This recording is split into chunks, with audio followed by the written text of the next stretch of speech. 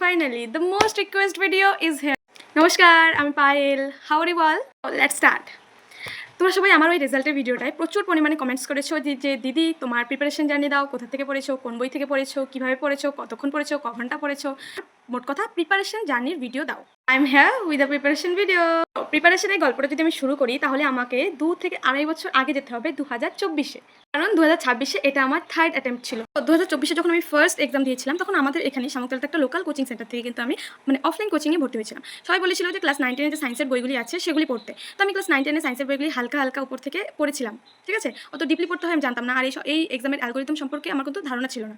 So এই হচ্ছে সেই 4টা সায়েন্সের বই। এই যে এখানে 4টা আছে, 4টা টেক্সট বুক, অবশ্যই ভৌতবিজ্ঞান আর জীবন বিজ্ঞানের 9-10 সায়েন্সের এই যে 4টা বই। আর কোশ্চেন প্র্যাকটিসের জন্য আমি একটা বই কিনেছিলাম সাঁতরার, এই যে এই বইটা, ঠিক আছে? বইটার অবস্থা এখন প্রচণ্ড খারাপ, ছিঁড়ে গেছে, হয়তো বাইন্ডিংটা ভালো ছিল না তাই খুব একটা পড়েছি সেরকম ব্যাপার না, কিন্তু কোশ্চেন প্র্যাকটিসের জন্য এই যে এই বইটা আমি কিনেছিলাম, এটাতে ফুল সিলেবাসের উপরে কোশ্চেন আছে। এই বইটা আমি করেছিলাম, মোটামুটি সবটাই করেছিলাম বলতে গেলে।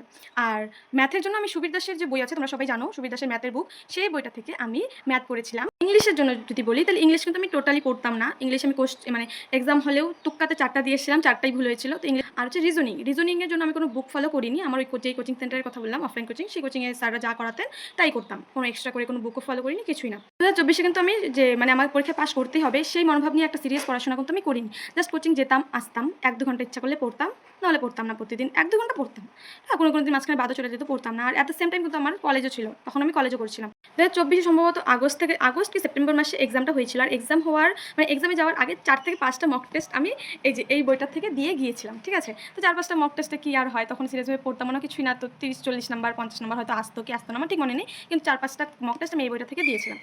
তো ঘেমে যাচ্ছি, ফ্যান বন্ধ করে ভিডিও বানাচ্ছি।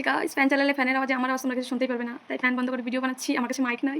অ্যাট দ্য সেম টাইম 2024-এর ওই টাইমটায় জুন জুলাই ওই টাইমটায় কিন্তু আমি কলেজও করছিলাম, ঠিক আছে? কলেজ ম্যানেজ করছিলাম। তখন আমার কলেজের সেকেন্ড সেমিস্টার এক্সাম ছিল জুলাই মাসে। তো দু হাতে আমি দুদিক সামলাচ্ছিলাম।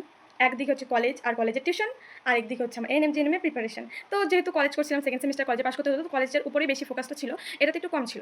কিন্তু ওই টাইমটাতে অনেক চাপে ছিলাম, দুটাকেই আমি ভাবছিলাম সিরিয়াসভাবে নিব। তো একটাতে পাস করে যাই, কলেজে পাস করে থার্ড সেমিস্টারে উঠে যায়, আর এএনএম জিএনএম ওই বছর কিন্তু ক্র্যাক আমার হয় না। কলেজে সেকেন্ড সেমিস্টারের এক্সামের সময় কিন্তু আমার যে মোবাইলটা ছিল, আগের ফোনটা, সেটা কিন্তু চুরি হয়ে যায়। সেটা আমার থেকে বের হয়ে আমি কিন্তু এএনএম জিএনএম এর এক্সামটা দিই। আর এক্সামের 1 থেকে 1.5 মাস পরে কিন্তু রেজাল্টও আসে। আমার এখনো মনে আছে যে আমি 53 পয়েন্ট সামথিং পেয়েছিলাম 2024-এর এক্সামে, আমার ফার্স্ট এক্সামে, আর আমার র্যাঙ্ক হয়েছিল 13,000 সামথিং। তো স্বাভাবিকভাবে আমার হয়নি, আর আমার একটু খারাপও লাগেনি। হয়তো লেগেছিল যে ভাবছিলাম যে কেন হলো না, থাক পরের বছর আবার বসবো, কিন্তু খুব একটা মেন্টাল ব্রেকডাউন হয়নি।